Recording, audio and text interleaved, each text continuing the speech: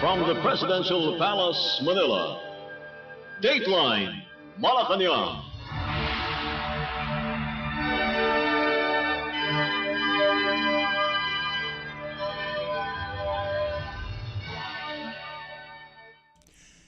Good day. Radio Pilipinas World Service can also be heard on shortwave broadcast through the shortwave facilities of the United States Agency for Global Media, or Voice of America, on the following shortwave frequencies: 12.020 MHz, 15.640 MHz, and 17.665 MHz. I'm your host, Leo Magpayo, and this is Dateline Malacañang.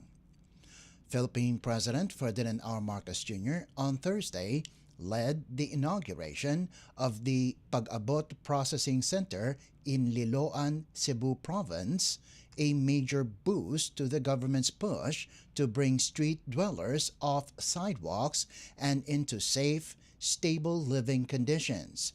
The center, operated by the Department of Social Welfare and Development, or DSWD, offers a full suite of services for individuals rescued from the streets, including healthcare, meals, clothing, psychosocial support, livelihood aid, temporary shelter, and assistance for family reunification. DSWD data show more than 600 homeless individuals currently documented in Cebu. Launched in 2023 and formally institutionalized in 2024, the Pag-abot program is carried out by the DSWD in coordination with the Department of the Interior and Local Government, or DILG, and Local Government Units, or LGUs. It also helps qualified beneficiaries enroll in the Pantawid Pamilyang Pilipino program, or 4Ps, and other social protection programs.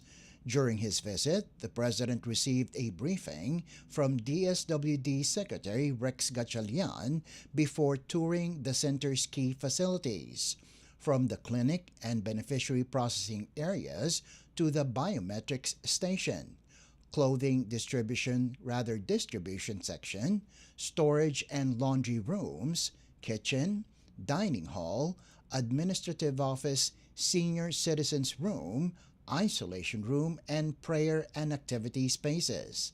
President Marcos also inspected the second-floor amenities, including child minding and multi-purpose rooms, a lactation area, quarters for house parents, separate sleeping areas for men, women, and families, and communal bathrooms. The Pag-abot Processing Center functions as a temporary shelter where beneficiaries undergo assessment and structured reintegration into their home communities. Tourism Secretary Cristina Frasco, Cebu 5th District Representative Vincent Franco Frasco, Liloan Mayor Alju Fernando Frasco, and Liloan Vice Mayor Margarita Frasco were also present at the event. Dateline Malacañang. Meanwhile, Philippine President Ferdinand R. Marcos Jr. announced Thursday that Mindanao is set to have its own disaster resource center, with construction of the new facility in Butuan City already underway.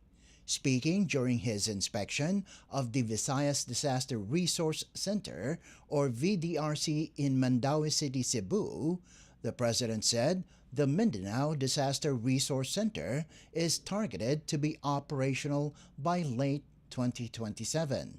Until then, he said, the Visayas Hub will continue supplying relief goods to both regions. President Marcos, accompanied by Social Welfare Secretary Rex Gatchalian, toured the VDRC's upgraded mechanized production system, a state-of-the-art line of automatic vacuum packaging machines designed to boost the country's disaster response capabilities. The 117 million peso upgrade, funded through the National Disaster Risk Reduction and Management, or NDRRM fund and completed in July 2025 strengthens the Visayas region's preparedness and speeds up the delivery of relief goods during calamities.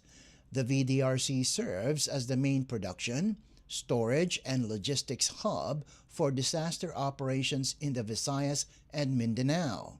From 2016 to January 2026, it produced 8,977,512 family food packs or FFPs. President Marcos highlighted the dramatic increase in daily output, now at 300,000 FFPs, up from the previous 5,000 to 8,000. The chief executive added that food packs nearing expiration will be distributed immediately to qualified beneficiaries to prevent wastage of government resources. Repacking center, pero makita ninyo, puro makina na, dati kinakamayan. Nung manual, ang trabaho rito ay nakakapag-produce sila sa isang araw 10 to 12,000. 5 to 8? 5 to 8 pa lang, 5 to 8,000. Ngayon, pagka full blast, itong ginagamit itong mga bagong mga machine ay dadami na hanggang 30,000. Kaya nila a day, a day ito. 30,000 a day. Sa ngayon ay naka-storage, nag-aantay, meron na tayong 4 million na ganitong mga food pack para buti naman at wala naman masyadong sakuna ngayon.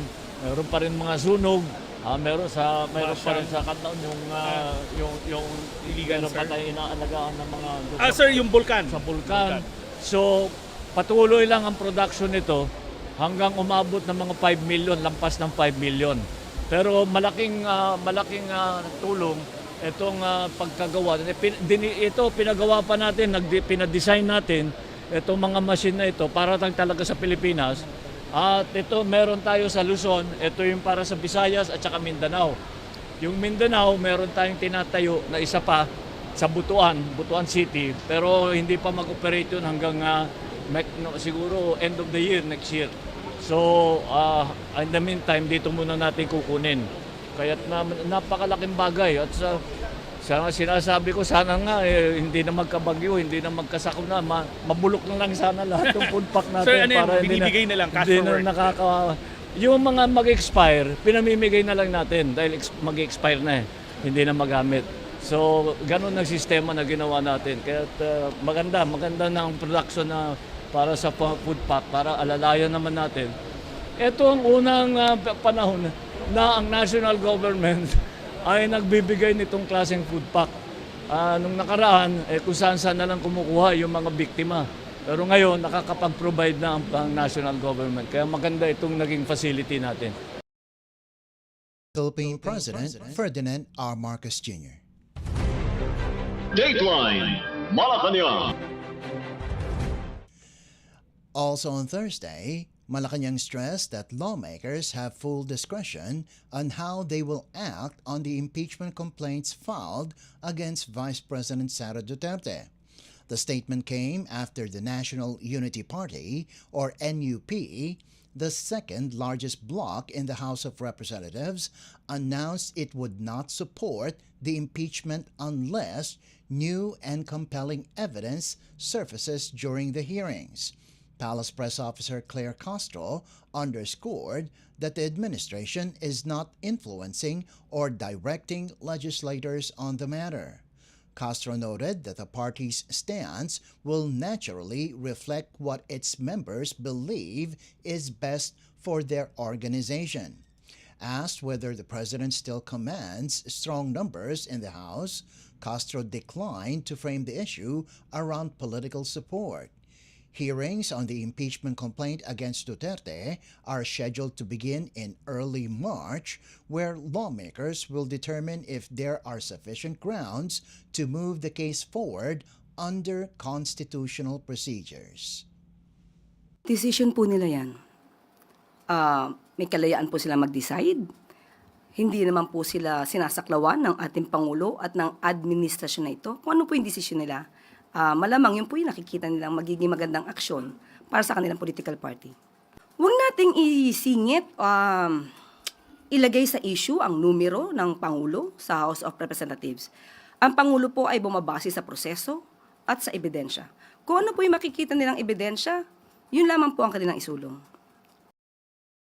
Special Officer Claire Castro. Dateline Malacañang. Philippine President Ferdinand R. Marcos Jr. is supporting the Budget Department's move to lower the cap on unprogrammed appropriations to as little as 3% of the national budget. In a briefing, Palace Press Officer Claire Castro said the Department of Budget and Management, or DBM, is pushing for a more disciplined fiscal approach, aiming to keep unprogrammed funds below 5% based on historical spending patterns and current fiscal conditions. Castro added that the DBM is drafting the Philippine Budgeting Code, which will set clearer rules on how much unprogrammed funds the government can allocate, what these funds may be used for, and the conditions required before they can be released. Castro explained that the goal is to ensure unprogrammed appropriations are used only for specific and well-defined purposes, preventing them from becoming a broad or discretionary funding source. She said the draft measure will be reviewed by the economic team, the executive secretary, and eventually the president. The exact percentage cap, she noted, will still undergo further deliberation. The Department of Budget and Management is currently in the process of drafting the administration's proposed Philippine Budgeting Code, which is intended to institutionalize key fiscal reforms, including clearer parameters governing the level, scope, and conditions for the release of the unprogrammed appropriations. A central policy intention under the proposed reform is to ensure that unprogrammed appropriations are confined to a limited and clearly defined purpose, thereby preventing its use as a broad or discretionary funding mechanism and enforcing fiscal discipline. The draft measure will be submitted for review by the economic team, the executive secretary, and ultimately the president. As such, the matter remains under policy development and interagency consultation. As a matter of fiscal policy direction, the DBM's position is to adopt a more prudent and disciplined approach by setting the level of unprogrammed appropriations at a rate lower than 5% of the total national budget based on historical data and fiscal trends. The precise threshold, however, will remain subject to further deliberation and the President's approval in the context of the proposed budgeting code. I was Palace Press Officer Attorney Claire Castro. Dateline Malacañang. Malacañang rejected fresh bribery allegations against President Ferdinand R. Marcos Jr., calling the claims politically driven and lacking credibility. Former lawmaker Mike Defensor earlier said a new group of ex-soldiers was ready to testify on supposed multi-billion peso bribery. He also alleged that efforts were underway to stop them from speaking out. Palace Press Officer Claire Castro questioned Defensor's intentions, noting that many of his past speeches openly called for the president's removal from office. She described the allegations as part of a familiar political pattern. Castro likened Defensor to Ador Mawanay, who in 2001 falsely accused then-Senator Panfilo Lacson of holding massive foreign bank deposits, claims he later retracted. The palace suggested the current accusations bear similarities to that episode, which became synonymous with coerced or fabricated testimony. Mike Defensor, the known Wonder Boy. Marami sa kanyang talumpati ang naghihikayat sa ating mga kababayan na tanggalin sa pwesto ang ating Pangulo. Alam na natin ang motibo. Mike Defensor again, Ador Mawanay 2.0. Kilala ang salitang mawanay dahil sa pamimilit di umano sa kanya na gumawa ng peking salaysay. Meron tayong impormasyon na isang tao sa administrasyon dati ni GMA na isang operator na ang trabaho lamang ay to muddle the issues.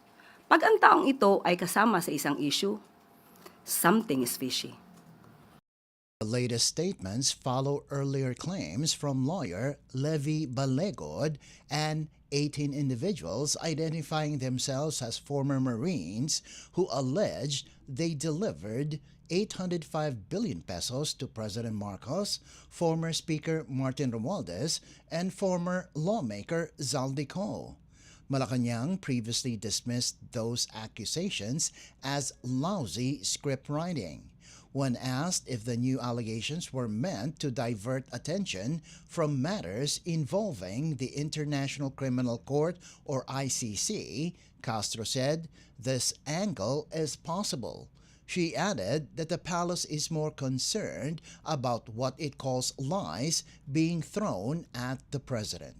Malamang, kung ano man ang motibo nila, malamang na maaaring i-discredit at tanggalan ng kredibilidad at integridad ang ICC, but mas concerned po tayo sa mga kasinungalingan kanilang ibinabato sa ating Pangulo. That was Palace Press Officer Attorney Claire Castro. Dateline Malacañang. Still on Thursday, Malacañang is standing firm that President Ferdinand R. Marcos Jr. will keep his distance from the International Criminal Court or ICC's proceedings involving former President Rodrigo Duterte. Palace Press Officer Claire Castro told reporters the government respects the ICC's decision, allowing Duterte to waive his right to attend Friday's pre-trial hearing. She stressed that the president will not intervene in any way. Castro said Duterte's choice not to appear is entirely his own, and the palace will respect the ICC's ruling permitting his absence. Castro further clarified that there have been no talks within the administration about the Philippines rejoining the ICC.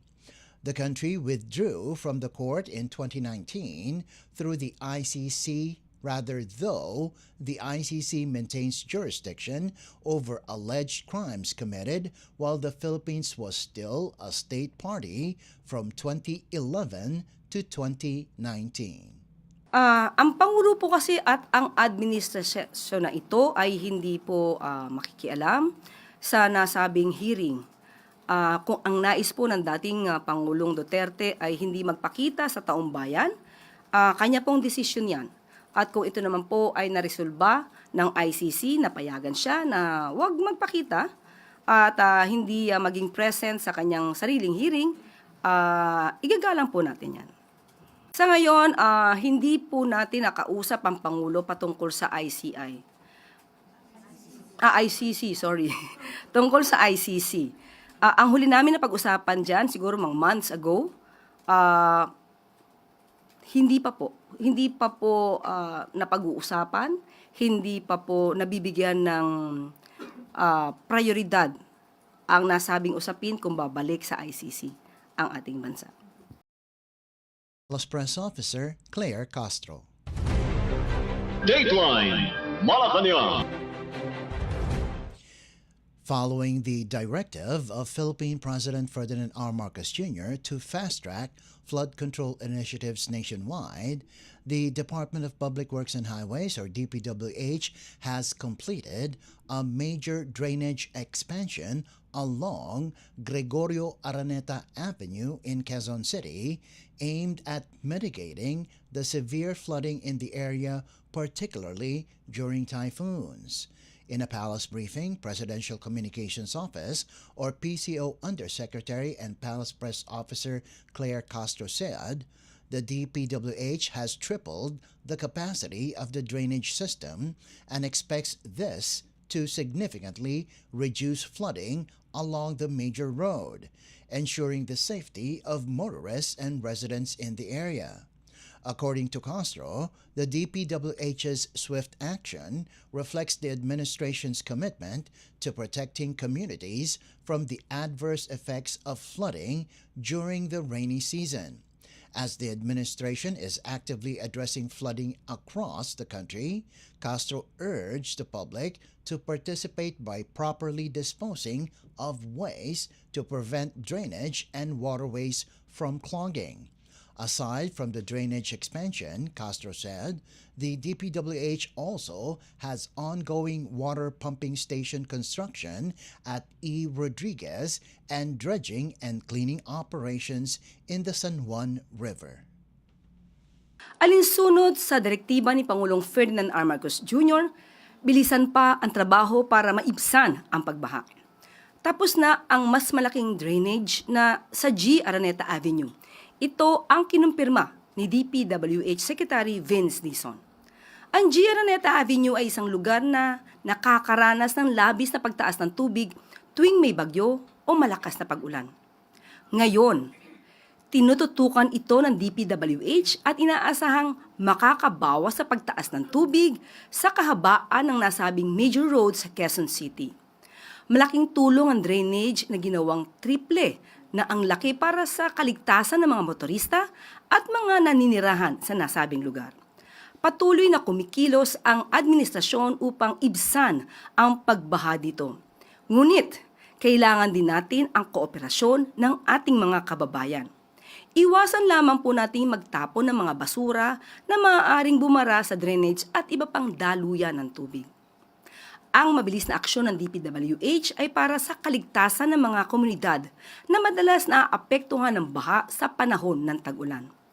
Dagdag pa ng ahensya, ongoing din ang kanilang ibang flood control initiatives gaya ng konstruksyon ng water pumping station sa E. Rodriguez at ang dredging and cleaning operations sa San Juan River. Maagang paghahanda at double time na trabaho, ito ang nais makita ni Pangulong Marcos Jr. sa mga ahensya ng gobyerno para sa kapanatagan ng sambayanang Pilipino. Palace Press Officer Claire Castro. Dateline Malacañang. And finally, the Philippines has unveiled the official anthem and music video for its 2026 Association of Southeast Asian Nations or ASEAN chairmanship, a rousing showcase of unity, resilience, and shared regional identity. The ASEAN National Organizing Council or NOC said, the anthem carries the theme, One Vision, One Ocean, delivering a powerful call for solidarity and collective progress among Southeast Asian nations. The lyrics depict countries bound by the sea, standing together through challenges and guided by hope and common purpose. It affirms that ASEAN rises, shines, and moves forward as one community.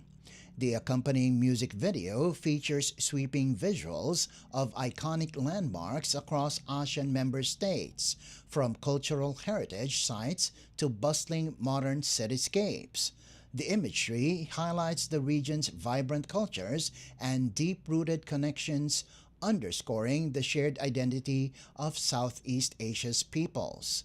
According to the NOC, the anthem and music video celebrate ASEAN's interconnectedness and reinforce its commitment to stability, cooperation, and sustainable growth. By unveiling them, the Philippines signals its dedication to steering a cohesive and forward-looking ASEAN toward a shared future. As this year's ASEAN chair, the Philippines is pushing to strengthen regional cooperation against emerging and non-traditional threats while advancing deeper economic integration. Next week, the country will host the 35th ASEAN Socio-Cultural Community Council meeting and related meetings, where it will advance its priority on people empowerment. Discussions will review regional progress in education, health, social development, culture, and environmental initiatives. Let us listen to the official 2026 ASEAN anthem, One Vision, One Ocean.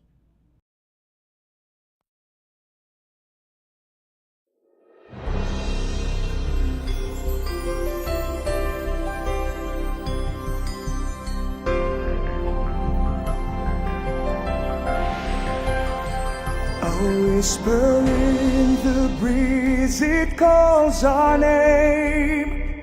Across the seas, we are the same.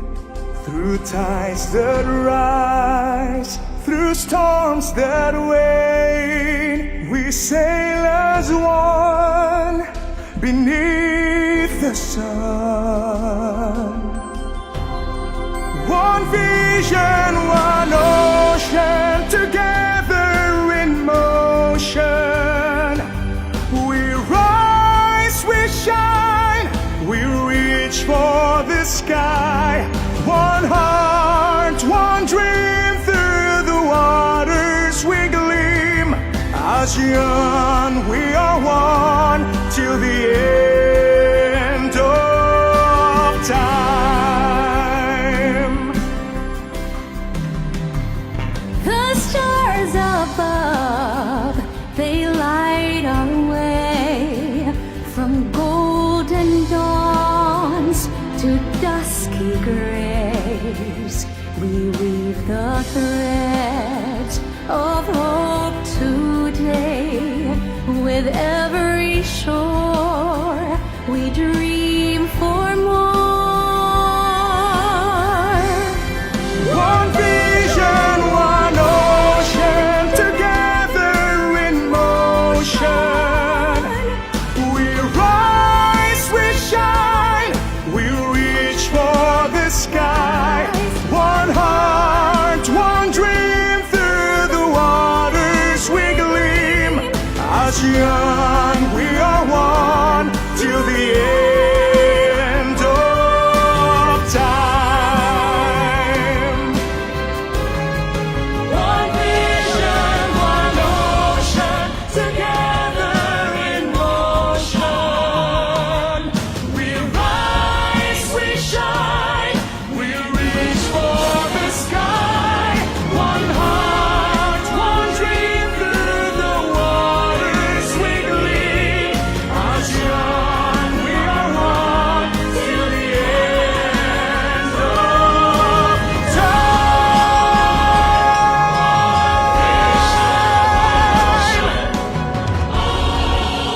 of time.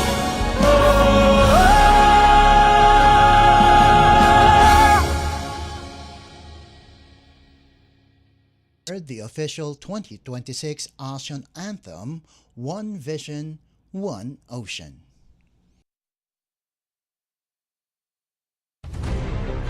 Dateline Malacañang. Before we conclude our program, Radyo Pilipinas World Service of the Presidential Broadcast Service can be heard over the following shortwave frequencies: 12.020 MHz, 15.640 MHz, and 17.665 MHz. Radyo Pilipinas World Service is also live on audio streaming. Just download Evox PBS Receiver on your Google Play Store or the App Store from your Apple phone. You can also visit our Facebook page and YouTube channel. Just type in and search for Radyo Pilipinas World Service. Kindly subscribe, like, and share our posts as well. And that concludes this edition of Dateline Malacañang. For Radyo Pilipinas World Service, this is Leo Magpayo. Good day and stay safe. From the Presidential Palace, Manila, Dateline Malacañang.